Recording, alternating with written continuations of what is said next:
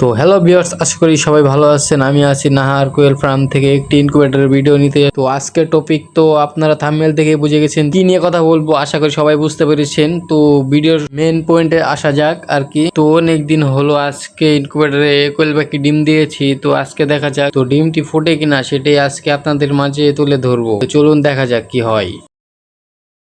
তো দেখতে দেখতে 17টি দিন চলে গেল।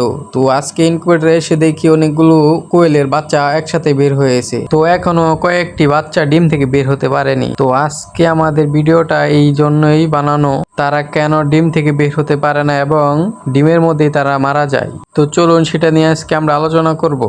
অনেক সময় দেখা যায় যে বাচ্চাগুলো ডিম থেকে বের হয়েছে কিনা তা দেখার জন্য আমরা ইনকিউবেটরের ঢাকনাটি বারবার খুলে থাকি। সেজন্য ভিতরে আর্দ্রতা কমে যাওয়া এবং তাপমাত্রা কমে যাওয়ার জন্য ভিতরের বাচ্চাগুলো মারা যায়।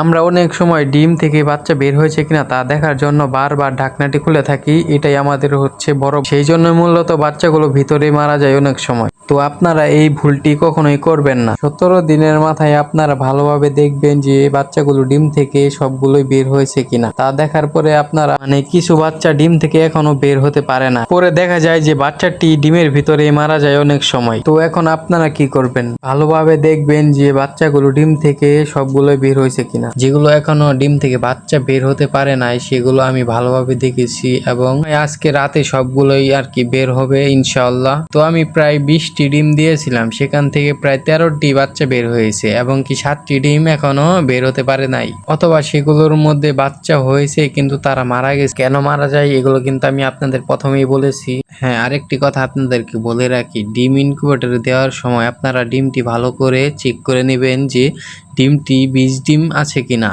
আর হ্যাঁ, বীজ ডিম চিনে কিভাবে সে নিয়ে একটি ভিডিও আমি আগেই বানিয়ে রাখবো, আপনারা চাইলে সেইটাও দেখতে পারেন। তো এখন ভিডিওর মেন পয়েন্টে আসা যায়। আপনারা যারা ইনকিউবেটরে অল্প অল্প ডিম দিয়ে সেটি ফুটানোর চেষ্টা করছেন তাদেরকে বলছি, তো ইনকিউবেটরে ডিম দেওয়ার পর প্রথম 7 দিন আপনারা দিনে অন্তত একবার ডিমটি ঘুরিয়ে দিবেন। তো পরে 7 দিনে অন্তত 2বার ঘুরিয়ে দিলে হবে। তো আবার অনেকেই বলবে যে প্রতিদিনই ঘোরাতে হবে, তেমনটি না, দিনে অন্তত 2বার দিলেই চলবে আশা করি। তো পরে 3 দিনই ডিম থেকে বাচ্চা বের হওয়ার সময়, তো এই 3 দিনের ভেতর বাচ্চাগুলো বের হয়েছে কিনা তা দেখার জন্য বারবার আপনারা আর কি ঢাকনা খুলবেন না। তো ঘন ঘন ঢাকনাটি খোলার জন্য ভিতরে আর্দ্রতা কমে যায়, সেজন্য বাচ্চাগুলো বের হতে পারে না তাড়াতাড়ি। আর অনেক সময় দেখা যায় যে বাচ্চাগুলো ভিতরেই মারা যায়।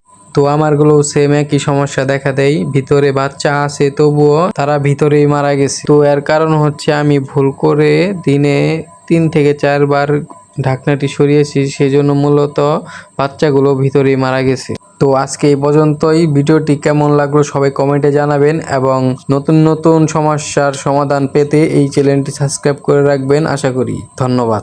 আসসালামু আলাইকুম।